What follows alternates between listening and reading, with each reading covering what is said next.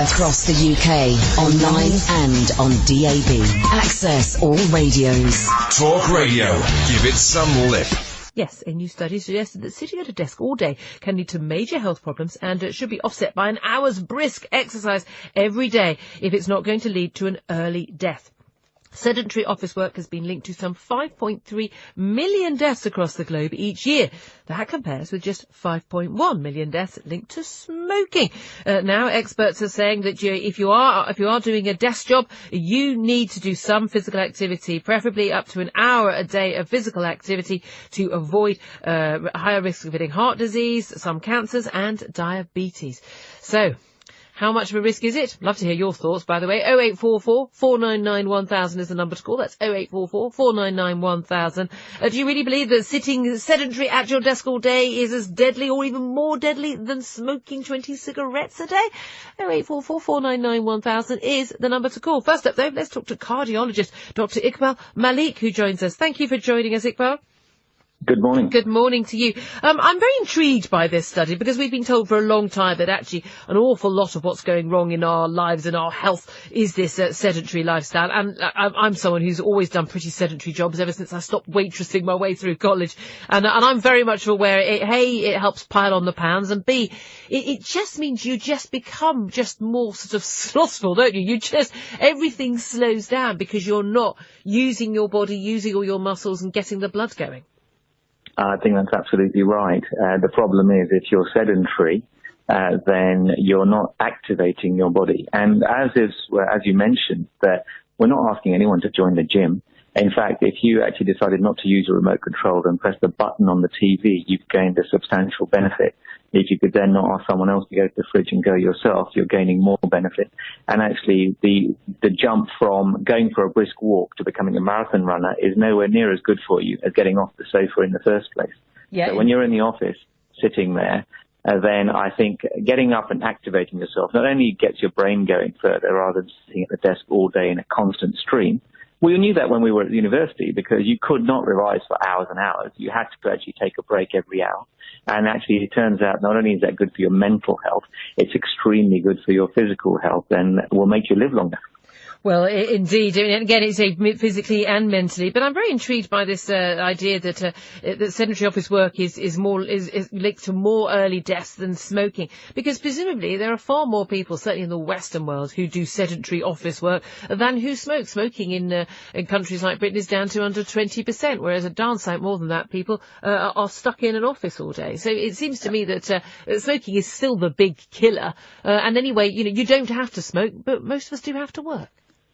Absolutely, and that's why the numbers play out the way they do. So although the absolute risk from smoking is still very high and it's a correctable factor, the problem with this office work is that you're right, we have to do it, we can't stop going to work, but what we can do is modify how we get to work. So if you got off one stop earlier and walked, if the weather was good enough, if you did the same thing on the way back home, you've done what you needed to do. And if you took the stairs rather than took the lift, you're beginning to do what you need to do. There's a very simple, small changes. And as I mentioned at the start, it's those small changes done regularly that are far more important than joining a gym and going once a month. That's a complete waste of money and a waste of time. So it is simple changes in our lifestyle, which we knew about anyway, but this study confirms what we already knew, that you have to get off your backside and walk.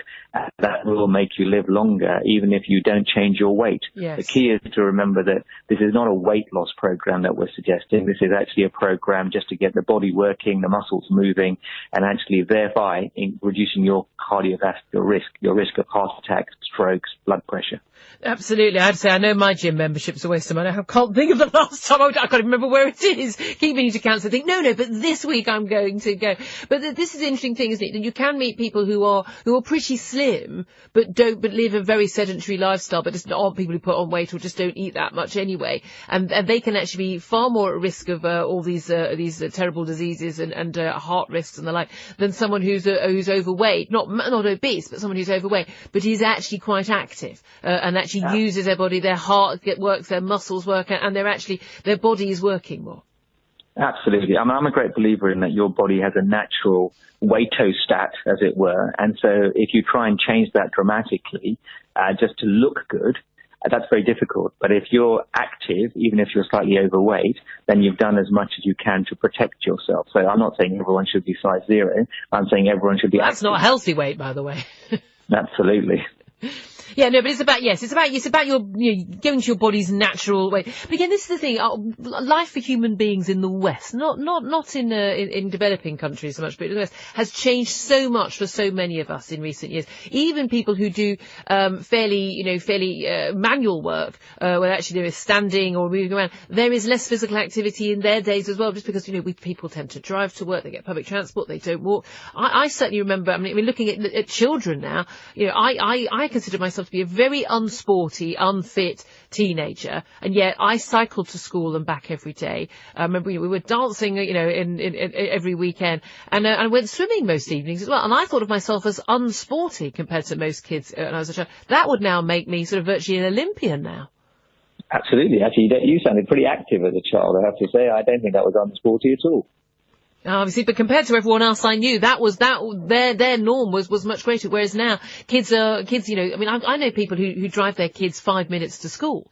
But even that 10 or 15 minute walk makes a real difference, to your day, just in terms of getting everything moving. So, well, you've had a really good point there, because that 5-minute journey increases traffic, increases pollution, and no one really cares about that these days. But in fact, if we convince the person that was driving that in fact they would live longer and see their kids grow up more by actually doing that walk, I think that would encourage everyone to behave better. So this is the key, is that we need to be a bit more realistic about the idea that we can incorporate more exercise into our day. As you said, put the remote control by the TV, hide it in a drawer. So even if you want to change channel, you just have to get up and change channel on the TV. Even I suppose even if you want to have a drink or a snack when you're watching the telly, have the refills in another room. So at least you've got to get up and go get them. Walk to the train, walk to the tube, maybe get off a stop early or get on a stop late, just to get that 5-10 minutes extra little bit of exercise into your day, and that will be the difference between living longer or not. You certainly don't need me. You're giving all the right advice yourself. Oh, good. Okay, but do I follow it? This is the question, though. How much extra life are we talking about? Because we're told constantly. I mean, if you look at some of the tabloids these days, you can't go more than a day without some warning about something that's going to kill you or give you cancer or something. And there's been a lot of stuff about alcohol in recent years, and it seems to change on a monthly basis of how much we can or can't drink and what's bad for us. And I've sort of made sure I don't smoke. I'm living fairly-ish, for someone who has a sedentary job, a fairly-ish, active-ish lifestyle for someone in their late 40s. But I do like a glass of wine in the evening. And I've kind of made the choice in my head that if it means a couple of years less in a care home in my 90s, I'm quite happy to forgo those years in return for a nice glass of Sancerre in the evening, or 2 even. What's the trade-off in terms of physical activity, in terms of how much earlier are you likely to die? It's difficult to quantify how many months, because even the best medical therapy that we have will maybe give you 6 months, a year more. But also it's the quality of life, because if you happen to have had a stroke before you die, your quality's gone way down. So people get hung up on, I'm going to live 6 months longer, a year longer, 2 years longer. It's, I'm not God. It's impossible to predict. Well, on the population level, what was shown that you lived on average 60% longer. Now, that doesn't mean you're only going to live to 180. It just means that there's definite evidence that you're going to live longer. I'd class it probably as a year or 2 at most longer, but it's how healthy you are in those last few years that we're decided by. All those things that can go wrong if you're not exercising. So your blood pressure is intimately linked to stroke. The weight and the amount of exercise is linked to heart attacks. And nowadays, you'll survive the heart attack and you'll probably survive the stroke.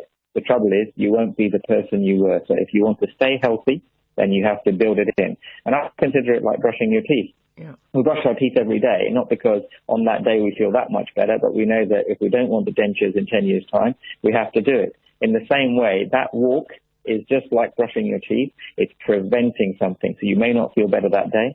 You might be rained upon, but you will be living longer and living better in 10 years' time, in 20 years' time. That's a great way of thinking about it. Dr. Iqbal Malik, thank you so much for talking to us. He's a cardiologist. He knows better than us, basically. Still sticking to Miss Sancerre in the evening, but there we are.